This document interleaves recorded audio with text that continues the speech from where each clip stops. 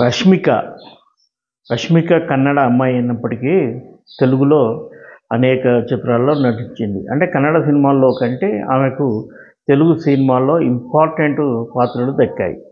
అలాగే 'పుష్ప 1, పుష్ప 2' సినిమాల్లో నటించినందుకు ఆమెకు జాతీయ స్థాయి గుర్తింపు వచ్చింది.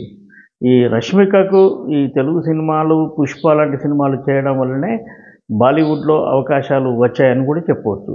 తాజా హిట్ సినిమా 'చావా'లో రష్మిక యువరాణిగా అద్భుతమైన క్యారెక్టర్ పోషించింది.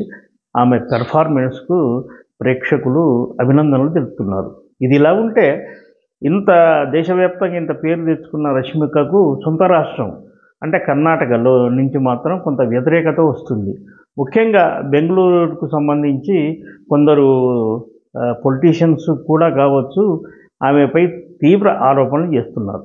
ముంబైలో మీడియా సమావేశంలో మాట్లాడుతూ తను హైదరాబాదు నుంచి వచ్చినట్టుగా రష్మిక చెప్పడం పట్ల వాళ్ళు తీవ్ర అభ్యంతరం వ్యక్తం చేస్తున్నారు. అయితే రష్మిక చెప్పిన దాంట్లో కూడా తప్పులేదు. కన్నడంలో ఎంట్రీ ఇచ్చినప్పటికీ కమర్షియల్ స్టార్గా ఎదగడానికి తెలుగు సినిమా రంగం దోహదం చేసింది. ఈ విషయాలను ఆమె వివరంగా చెప్పి ఉంటే బాగుండేది.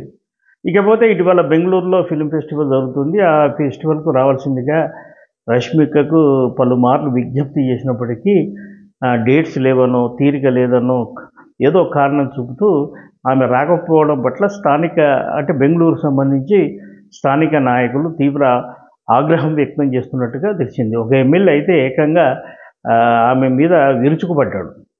మరి రష్మిక బెంగళూరు రావడానికి ఎందుకు ఇబ్బంది పడుతుంది, ఆమె భయపడుతుందా అనే సంశయం కూడా రష్మిక ఫాలోవర్లో తలెత్తుతుంది. నిజానికి రష్మిక భయపడే మెంటాలిటీ కాదు. ఎందుకంటే బెంగళూరు నుంచి హైదరాబాద్ వచ్చి హ్యాపీగా సినిమాలు చేసింది. ఇక్కడ నుంచి బాలీవుడ్ ముంబై వెళ్ళింది. అక్కడ ధైర్యంగా పెర్ఫార్మెన్స్ ఇచ్చింది.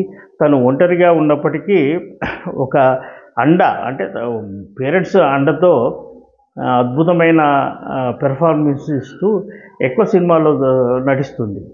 'పుష్ప' సినిమాకు గాను ఆమెకు జాతీయ అవార్డు వచ్చే అవకాశాలు కూడా ఉన్నట్టుగా తెలిసింది.